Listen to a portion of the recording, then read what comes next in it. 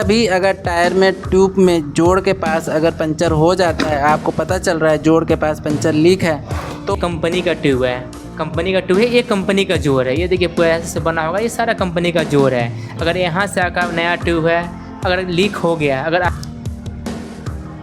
आज हम tyre puncture मिस्त्री से पूछेंगे। हमारा एक नया टायर हमने एजेंसी से ख़रीदा था और नया टायर हमारा ना 10 से 20 किलोमीटर हमारा टायर चला और ऑटोमेटिक पंचर हो गया। तो उस ऐसे स्थिति में हम क्या करें, आज हम पंचर मास्टर से पूछेंगे। से आपने नया टायर लिया, आपका टायर पंचर हो गया, कुछ लगा नहीं, कील कुछ नहीं लगा है, तो उसको ट्यूब को चेक करना पड़ेगा कैसे ट्यूब पंचर हो गया। उसका कारण तो होगा ना, ठीक है, ट्यूब कैसे पंचर हो गया, कचरा से पंचर हो गया कि जोड़ लीक कर गया, उससे बहुत से होता है। जैसे कहीं फिटिंग में पंचर हो गया कि जोड़ लीक कर गया। अब ट्यूब देखने के बाद ही आपको बता सकते हैं कि उसका रीज़न क्या है। जैसे कि से लीक होने पे क्या मतलब है आपका?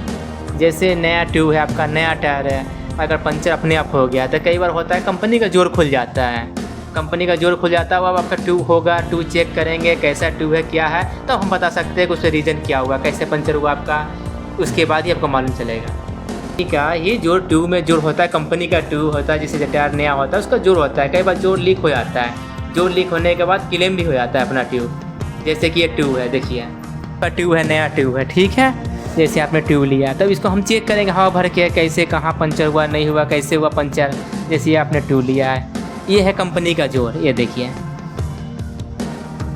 ये है ये देखिए, ये है कंपनी का जो इसे लाइनिंग बनी हुई है, देख रहे हैं, कंपनी का ट्यूब है, कंपनी का ट्यूब है, ये कंपनी का जोड़ है। ये देखिए पूरा ऐसे से बना होगा, ये सारा कंपनी का जोड़ है। अगर यहाँ से आकर नया ट्यूब है, अगर लीक हो गया, अगर आपका ट्यूब में कोई पंचर नहीं है, अगर यहाँ से लीक हो गया तो आपका ट्यूब क्लेम हो जाएगा 100%। नहीं, क्लेम तो हो जाएगा, हमको कैसे पता चलेगा ये जोड़ यही है? हमें तो पता नहीं इस ट्यूब में कहाँ पे जोड़ है, तो हम इस ट्यूब की हम कैसे पहचान करें यहीं पे जोड़ है? पंचर वाले ने झूठ बोल दिया तो क्या करेंगे हम?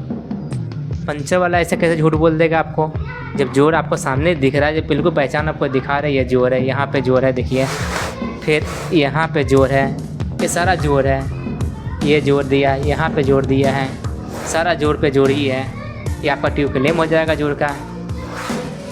जैसे ये ट्यूब देखिए, इधर भी जोड़ है, ये देखिए, ये देखिए, ये सब जोड़ है, ये ट्यूब का सारा जोड़ पे जोड़ ही है। जोड़ पे पंचर है तो उस पंचर को हम ना बनवाएं? ऐसे में नहीं, पंचर मत लगवाएं, आपका ट्यूब क्लेम हो जाएगा। ऐसे में हम क्या करेंगे? हमारे पास तो टायर भी नहीं है। अब ऐसे स्थिति में हम क्या करें कि आपने तो बता दिया कि ट्यूब क्लेम हो जाएगा, चलो अच्छी बात है, इसमें हमारा फ़ायदा है। अब हर रास्ते में ना उसके पास ट्यूब है ना हमारे पास ट्यूब है, तो ऐसे में हम वो बताओ क्या करें, उसका क्या हल है? ऐसे में जैसे आपके पास ट्यूब नहीं है, जैसे आप बोले हमारे पास ट्यूब नहीं है, तो आपके पास स्टेपनी होगा, स्टेपनी का ट्यूब डलवा दीजिए। मेरे पास तो स्टेपनी भी नहीं है, ले दे के तो बड़ी मुश्किल में एक टायर ख़रीदा है, वो भी अपने आप पंचर हो गया। ऐसे में क्या करें हम? जोड़ पे लीक है, क्लेम भी लेना है, कैसे क्या करें?